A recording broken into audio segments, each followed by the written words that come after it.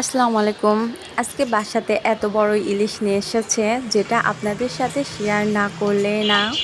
আজকে আপনাদেরকে দেখাবো ইলিশ আর কচু রান্নার রেসিপি। বাঙালিরা তো সবাই জানেন ইলিশ আর কচু রান্না কতটা টেস্ট হয়। তো আমি ইলিশটা কেটে নিয়ে এসেছি, দেখুন কত বড় বড় পিস হয়েছে। এবং কচু আর আলু দিয়ে রান্না করব, সেটাও কাটা হয়ে গিয়েছে। চেষ্টা করছিলাম মাছটা সুন্দর করে কাটা, যতটা পারছি ততটা আর কি সুন্দর করছি। তো আমার কাছে খুব খারাপ হয়নি, ভালোই লাগছে।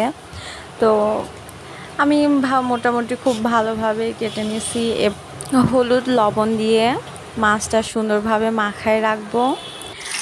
তেলটা গরম হয়ে গিয়েছে, তেলের মধ্যে মাছগুলা দিয়ে দিচ্ছি। মাছটা খুব কড়া হবে না, হালকা ভাজি হবে, সেটা খেতেই বেশি মজা লাগে। বাঙালিরা ইলিশ মাছের কতটা প্রিয় সেটা সবাই জানেন। আমাদের বাড়িতেও ঠিক তেমনই, সবাই ইলিশ খেতে বেশি পছন্দ করে।